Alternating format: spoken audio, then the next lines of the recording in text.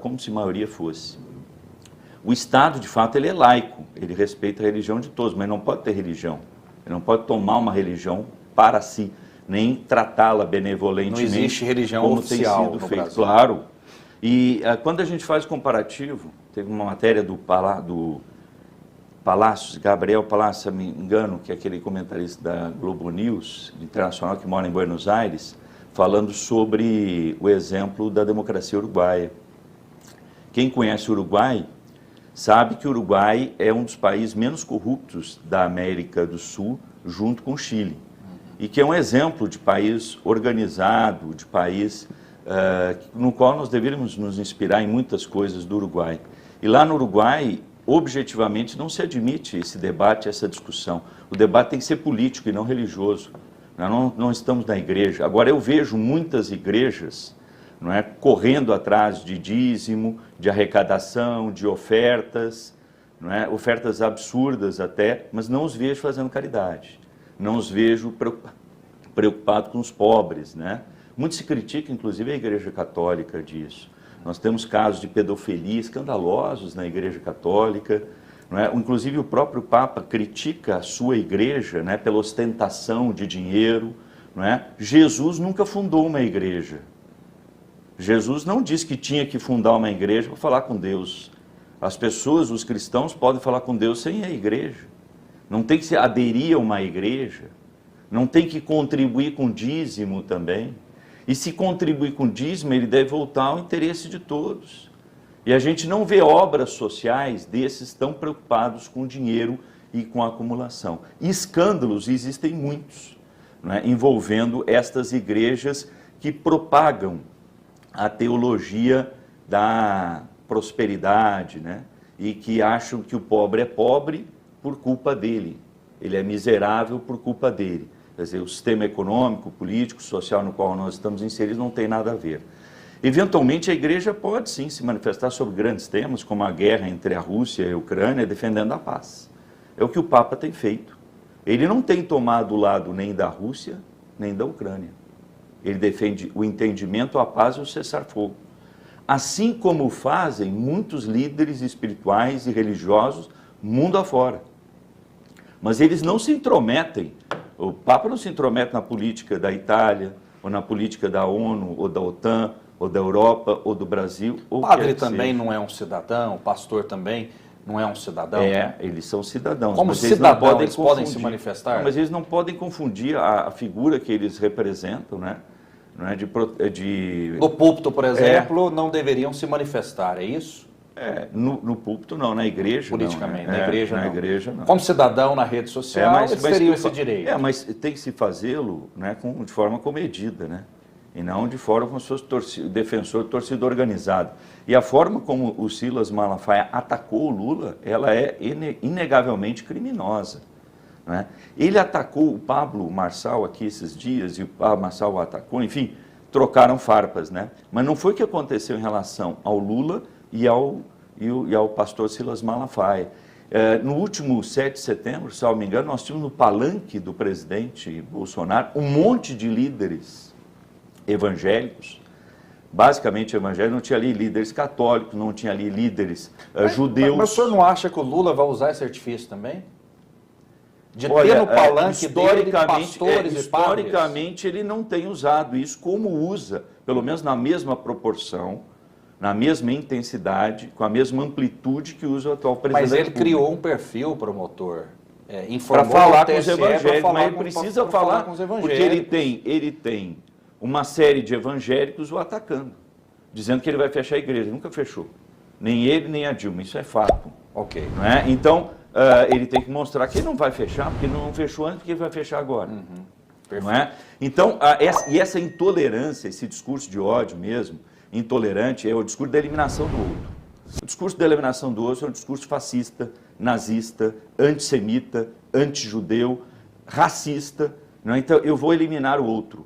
Se a gente voltar um pouquinho na história, vamos comemorar 200 anos de independência agora, o Brasil foi construído com a mão de obra escrava, e o negro escravo na época era coisa, se comprava e se vendia, não era gente, não tinha direitos.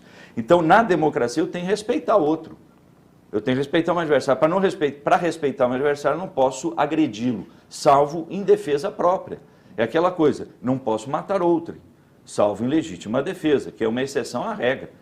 Isso também não me autoriza a sair por aí dando tiro nas pessoas e alegando legítima defesa. Ok. Oséias Varão, rapidamente para a gente mudar de assunto, sua réplica, depois a tréplica do promotor. Assim, eu acho a fala do nosso promotor, com todo respeito, muito contraditória, assim como ele acha a minha.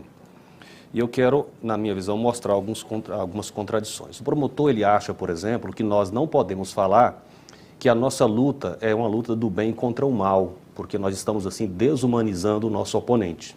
Ocorre que o tempo inteiro o promotor recorre ao mesmo artifício contra nós, quando ele nos chama de fascistas, quando ele nos chama de nazistas, de racistas. Mas ele também não está generalizando. Não, eu não citei. Agora, se você vestiu a carapuça, é problema seu. Exatamente. É o problema seu. Eu falei que o referindo... discurso ele é fascista, ele é nazista. Isso, eu não disse que você é fascista nem nazista. Retruca o discurso, o discurso, a fala.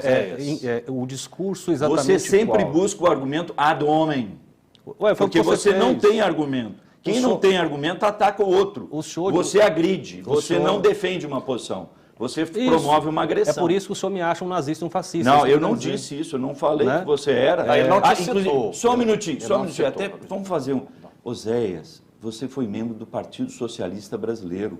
Você foi vereador em Goiânia pelo Partido Socialista Brasileiro. Como é que eu vou dizer que você é fascista ou nazista? Você que tem que explicar se você é socialista ou não.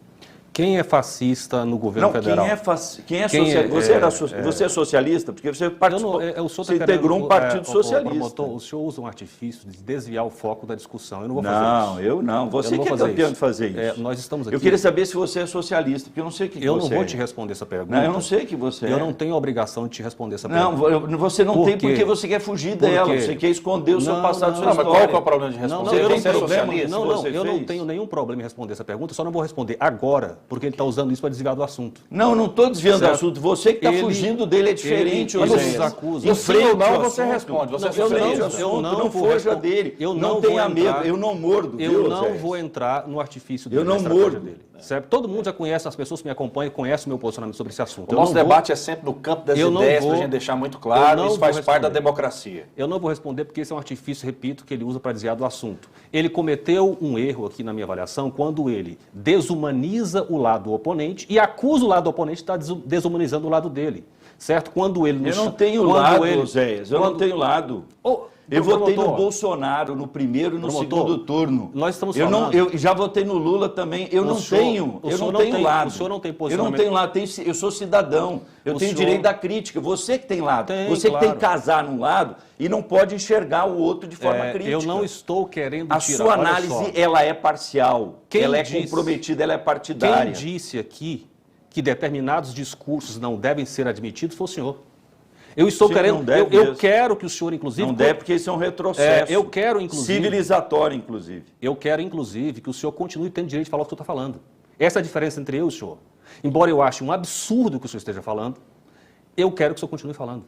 Essa é a diferença entre os democratas e aqueles que são autoritários. O senhor está o tempo inteiro... Você não é autoritário. O senhor está o tempo inteiro... Ué, as atitudes mostram... Nenhum dos dois né? Para falar as atitudes... Não, conheço os dois. Olha só, o promotor está o tempo inteiro repetindo falas, dando a entender que ele quer que nos silencie.